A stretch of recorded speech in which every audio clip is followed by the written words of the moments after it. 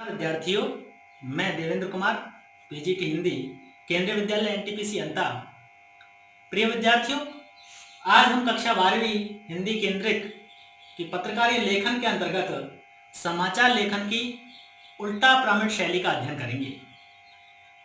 इस कक्षा के दौरान हम उल्टा प्रमिड शैली की अवधारणा, उसकी प्रकृति के बारे में समझने का प्रयास करेंगे।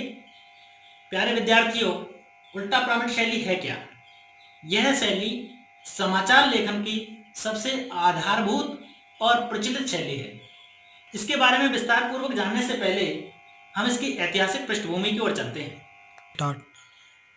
समाचार लेखन के इस सिद्धांत का प्रयोग 19वीं सदी के मध्य से शुरू हो गया था, लेकिन इसका विकास अमेरिका में गृह युद्ध के दौरान हुआ था।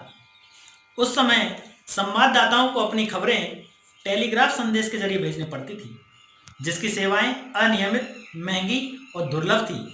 यही नहीं, कई बार तकनीकी कारणों से टेलीग्राफ सेवाओं में बाधा भी आ जाती थी। इसलिए संवाददाताओं को किसी खबर को कहानी के रूप में लिखने के बजाय संक्षेप में बतानी होती थी, और उसमें भी सबसे महत्वपूर्ण तथ्य और सूचनाओं की जानकारी पहले कुछ लाइनों में ही देनी पड़ती थी। धीरे धीरे समाचार लेखन का यही सिद्धांत लोकप्रिय हो गया, क्योंकि आज की व्यस्ततम भागदौड़ भरी जीवन शैली में सबसे कम समय में सबसे अधिक जानने के लिए लोग उत्सुक हैं। समाचार लेखन की ये जो उल्टा प्रमिड शैली है, इस शैली की अगर हम व्याख्या या परिभाषा पर विचार करें तो समाचार लेखन की यह सबसे लोकप्रिय, उपयोगी और बुनियादी शैली है। इस शैली को उल्टा प्रमिड शैली इसलिए कहा जाता है क्योंकि यह इस शैली में किसी घटना, विचार, समस्या के महत्वपूर्ण तथ्यों को सबसे पहले लिखा जाता है और फिर खबर के महत्व के घटते क्रम में उसका समापन किया जाता है। उल्टा प्रमिड शैली कहने का दूसरा कारण यह है कि साहित्य लेखन की विभिन्न विधाओं जैसे कि नाटक, कहानी, उपन्यास एवं निबंध आदि विधाओं के विपरीत महत्वपूर्ण तथ्य, सूचना अर्थात क्लाइमैक्स उल्टा प्रमिड शैली में सबसे पहले आते हैं। क्लाइमैक्स से ही उल्टा प्रमिड शैली के अनुसार खबर की शुरुआत की जाती है, खबर लिखने का आरंभ किया जाता है। यदि हम दो प्रमिडों की तरफ ध्यान दें तो देखिए, कथात्मक लेखन में जो सबसे कम महत्वपूर्ण सूचनाएं तथा पहलू है, उससे साहित्य लेखन सृजन का कार्य शुरू होता है। इसके विपरीत समाचार लेखन में जब हम जाते हैं तो यह प्रमिड उलट जाता है और इसमें सबसे पहले जो इसका ढांचा है, इसका जो इंट्रो है, उसके साथ महत्वपूर्ण तथ्य, सूचना और क्लाइमैक्स से खबर की शुरुआत की जाती है। उल्टा प्रमिड शैली के ढांचे के बारे में देखें तो इसमें 3 तत्व महत्वपूर्ण हैं। सबसे पहले मुखड़ा, जिसे इंट्रो, लीड या आमुख भी कहा जाता है। दूसरा खबर का विस्तार अर्थात बॉडी भी उसे कहा जाता है, और तीसरा खबर का समापन। मुखड़ा या इंट्रो, मुखड़ा या इंट्रो में क्या, कौन, कब और कहां को आधार बनाकर खबर लिखी जाती है, और खबरों में सूचनात्मक एवं तथ्यों पर आधारित होती है। बॉडी में कैसे और क्यों का जवाब दिया जाता है और इसमें खबर का विकास किया जाता है। खबर में विवरणात्मक, व्याख्यात्मक और विश्लेषणात्मक ढंग से उसको विस्तार दिया जाता है। समापन में यह ध्यान रखा जाता है कि खबर के प्रमुख तथ्य उसमें समाहित हो गए हैं। मुखड़े और समापन में तारतम्यता का ध्यान रखा जाता है। इससे यह स्पष्ट है कि समाचार के प्रारंभिक हिस्से को मुखड़ा, इंट्रो, मध्य हिस्से को समाचार विस्तार, बॉडी, और आखिरी हिस्से को समापन, एंड कहते हैं। मुखड़ा समाचार का सबसे महत्वपूर्ण हिस्सा होता है क्योंकि इसमें समाचार के सबसे महत्वपूर्ण तथ्यों और सूचनाओं को लिखा जाता है। मुखड़े से ही समाचार का मिजाज और उसके प्रवाह की दिशा तय होती है। अगर मुखड़ा आकर्षक, दिलचस्प और उत्सुकता पैदा करने वाला होगा तो पाठक उस पूरे समाचार को पढ़ना चाहेगा। एक आदर्श मुखड़ा कैसा होना चाहिए, इसे लेकर कोई एक राय नहीं है और न ही इसका कोई फार्मूला है। आमतौर पर यह माना जाता है कि एक आदर्श मुखड़े में समाचार की सबसे महत्वपूर्ण सूचना जानकारी आ जानी चाहिए और उसे 35 से 50 शब्दों में अधिक नहीं होना चाहिए।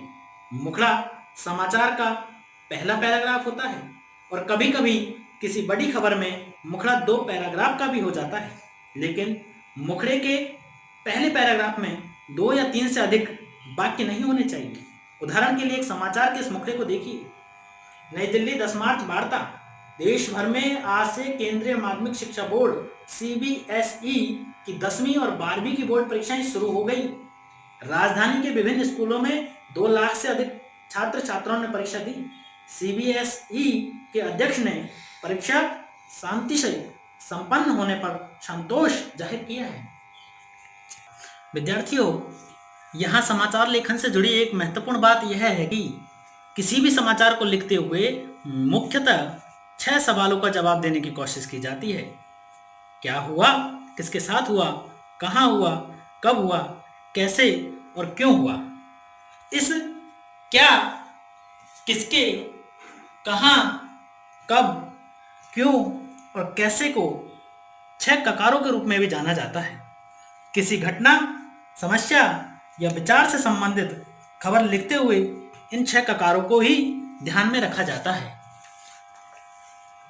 प्यारे बच्चों, अब हम देखिए शुरुआत के जो आमुख होता है उल्टा प्रमित शैली लेखन में, उसमें सबसे पहले क्या, कौन, कब और कहाँ, इन 4 ककारों का जवाब देने की कोशिश की जाती है, जो कि पूर्णतः तथ्यपरक और सूचनात्मक होते हैं। इसके बाद समाचार लेखन की जो बॉडी आती है, उसमें कैसे और क्यों के प्रश्नों का उत्तर दिया जाता है, जो कि इस खबर का या समाचार लेखन का विस्तार होता है और यह पूर्णतः विवरणात्मक, विश्लेषणात्मक और व्याख्यात्मक होती है। समापन में यह ध्यान रखा जाता है कि कहीं समाचार से संबंधित कोई महत्वपूर्ण तथ्य या सूचना छूट तो नहीं रहा है। इसी के साथ किसी भी समाचार लेखन को संपन्न किया जाता है। अब बात आती है आपके सीबीएसई की बोर्ड परीक्षा के प्रश्न पत्र में इस विषय से संबंधित प्रश्न क्रमांक 5वां आता रहा है, जिसके अंतर्गत कोई 4 प्रश्न पूछे जाते हैं। प्रत्येक प्रश्न 1 अंक का होता है। अतः विद्यार्थियों, आपको बहुत ही संक्षिप्त और सटीक रूप में इन प्रश्नों के उत्तर देने होते हैं, ताकि आपका कोई अनावश्यक प्रश्न ना छूटे। समाचार लेखन में जो इस बोर्ड की परीक्षाओं में प्रश्न पूछे जाते रहे हैं, उनमें ये 4 प्रश्न हमने ढूंढे हैं। जैसे कि एक बार प्रश्न पूछा गया था, समाचार लेखन में ककार का क्या आशय है। दूसरा प्रश्न इसी को बदलकर पूछा, उल्टा प्रमित शैली क्या है। तीसरा प्रश्न, उल्टा प्रमित शैली का ढांचा क्या होता है। चौथा प्रश्न, समाचार लेखन के 6 ककार कौन कौन से हैं। तो आप इन 6 ककारों को बता सकते हैं। क्या, कौन, कब, कहाँ, कैसे, क्यों, ये समाचार लेखन के 6 ककार है। समाचार लेखन की इस उल्टा प्रमित शैली के अगर ढांचे के बारे में पूछा जाता है, तो आप चित्र सहित मुखड़ा, इंट्रो, लीड, खबर का विस्तार या बॉडी और समापन को समझा सकते हो। समाचार लेखन में 6 ककार स्पष्ट है। समाचार लेखन की उल्टा प्रमित शैली यह समाचार लेखन की सबसे महत्वपूर्ण, लोकप्रिय, बुनियादी, आधारभूत शैली है। इस शैली के अनुसार किसी भी घटना, विचार, समस्या के महत्वपूर्ण तत्वों को सबसे पहले लिखा जाता है और तथ्यों के महत्व के घटते हुए क्रम में उस समाचार का समापन किया जाता है। आशा करते हैं विद्यार्थी, आप इस विषय से संबंधित सभी प्रश्नों को अपनी बोर्ड की परीक्षाओं में सफलतापूर्वक संपन्न कर पाओगे। शुभकामनाओं सहित धन्यवाद।